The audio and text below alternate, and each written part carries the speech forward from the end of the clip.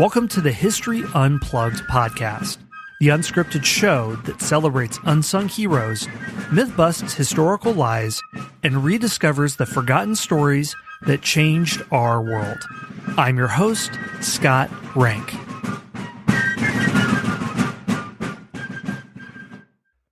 Before the Civil War, the American economy was a lot like Russia.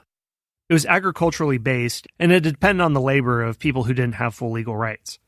But after the Civil War, America rapidly industrialized, and it became a lot more Western European in how its economy was set up. What was the tipping point? Was it just the emancipation of slaves? Well, it was actually a lot more than that, and it was a story of industrialists who got directly involved in the war effort and radically transformed America.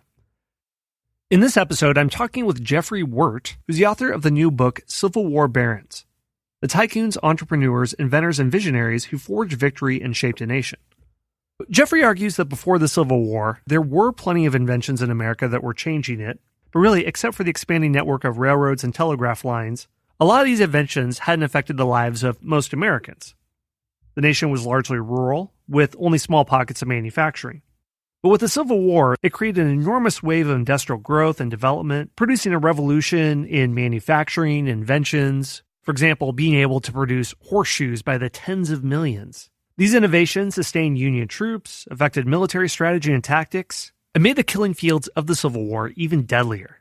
Some of these figures include Cornelius Vanderbilt, John Deere, Edward Squibb, and Andrew Carnegie, and other eclectic members like Henry Burden, a Scottish immigrant who invented a horseshoe-making machine in the 1830s and refined the process to be able to forge a horseshoe every second, supplying the Union Army with 70 million horseshoes during the 4 years of the war. So I hope you enjoyed this discussion with Jeffry Wert, which is a new look at a transformational moment in America's history. Jeffry, welcome to the show. Thank you for having me. I look forward to our conversation.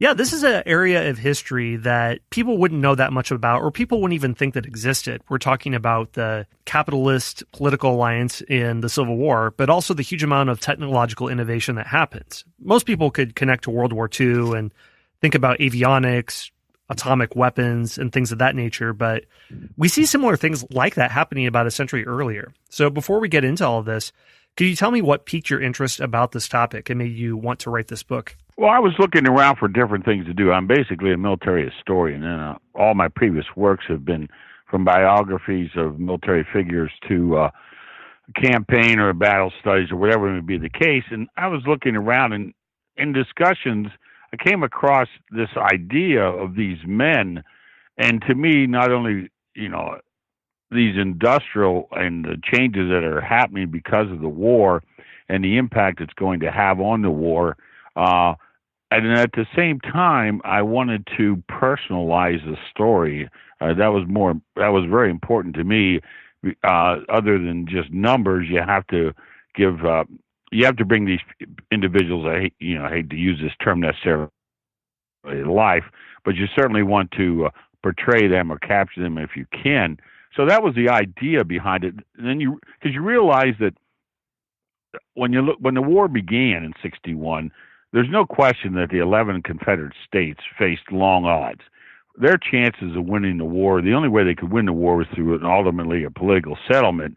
They'd have to accomplish that by battlefield victories. In turn, what we forget about is the enormous disadvantage that the North faced, and that was to conquer an area of 750,000 square miles, roughly, with the Appalachian Mountain chain, rivers, and all that. And to do that, the federal government, which was, woefully undermanned. I mean, everybody knows there's 16,000 officers and men in the regular army, but I think at the time of the 1860, 35,000 civilians worked for the government, and of that number, nearly 31,000 worked in the post offices. So there wasn't really a government, and they had to marshal, mobilize and organize all these resources, and the only way to do that would be to depend upon private enterprise. So in turn, for the North to be able to carry the war into the South, and that's what they had to do. They had to conquer the South to win. They found that out after First Bull Run of Manassas. This war wasn't going to go away anytime soon. And so, in turn, it's going to require this massive undertaking, unprecedented in our history.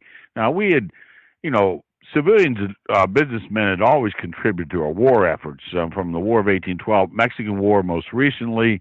The government only essentially had, Harper's Ferry and Springfield armories to produce weapons, but it was this scale they'd never known about. So it's going to require that, and in turn, there are going to be individuals who are going to contribute to their efforts to the war effort of the North, and what I chose to select, I ended up with 19 individuals that I chronicle in this book. A couple criteria for inclusion. One of the main ones was their companies will have an impact after the war. Some of them are still in business today. Numbers of them are still in business today, and they got not their start, but the war certainly changed the outlook of their businesses. And in turn, also some who came up with innovations, Christopher Spencer, repeating rifle, James Eads with gunboats, Robert Parrott with the cannon, and those kind of other criteria that I used for it. So it's an eclectic group, but that's why I looked at them and became, honestly, their stories are rather fascinating, and I think they're a remarkable group of men. Could you talk about what it looked like for industrials to get involved in a war before the Civil War? You mentioned that this happened in the War of 1812 and other periods.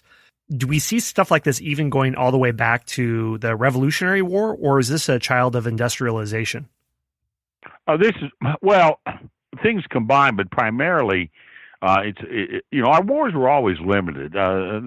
Obviously, the Revolutionary War, they're going to depend on the agricultural might of the colonies, and I don't know if might's the right word, but certainly the farmers and that are going to do it. Rifles and muskets in those days, not rifles, but muskets in those, well, there was a Kentucky or so-called Pennsylvania rifles that were individuals in. But we remember we got a lot of our crucial things from France and other countries. War of 1812, somewhat depending on it, again, it was always private because the government, it seems so foreign to us today, but the government never wanted to spend any money. And so there's always this reliance. The major gunpowder, I didn't chose them because they were a long time, was DuPont. But DuPont was the one primarily supplying gunpowder, and the government always relied on that. But then you get to the Mexican War, and the things are starting to come together as far as the industrialization, but they're not there yet to the degree. I use the term uncertain giant, and that's a term that Al Nevin used many years ago, a historian, that even in 1860, the United States economically and, that way was an uncertain giant. Yes, we had all these natural resources and we could have man-made, but they hadn't come together. There's hints of it, certainly, and they depended on supplies from civilians in the Mexican War and armament, but primarily the armaments were Springfield Army, Harper's Ferry that the troops carried then. This is going to be entirely different. They're simply not going to be able to rely entirely on the federal government, armories and that, Allegheny Arsenal in Pittsburgh, those things.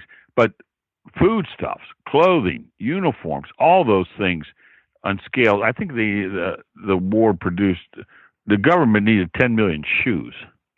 I mean, just you can go through staggering numbers here of what they needed to do to wage the North to wage this war, and the only way they could do it. And things came together. The growing industrialization of the northern section and the impact of machinery and that on agriculture, where you could feed them and armies of this scale. I think an interesting point, just to make what the Confederacy faced, a county in Connecticut, one county in Connecticut, and that would have been Hartford, the area around Hartford, they produced more firearms in 1860 than the entire 11 states of the Confederacy. Wow! But that still wouldn't be enough in the North, And what the South does, and I don't deal with that. It's another story entirely.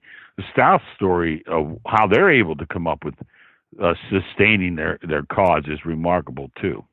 Well, there's a lot of different aspects of technology, and I think I want to start with what I believe is the most underrated, possibly the most important, and that is canned food. So can you tell me about any industrialists that get involved in this, and how does the role of canned food for a military change in the Civil War? Well, the only one that I do, well, the two of them primarily, Philip Armour. Armour's in Milwaukee when the war begins, partners up with a man who's the foremost meat packer in that, and they're going to produce canned pork and beef for the Army on a scale. They're not alone, and none of these men are alone. Okay, there's other ones that are, produce more firearms, or they produce more of this. But Armour, it gets into it on a scale, and of course, after the war, Armour will be one of the major meat packers in the country. Another one, very interesting figure, is Gail Borden.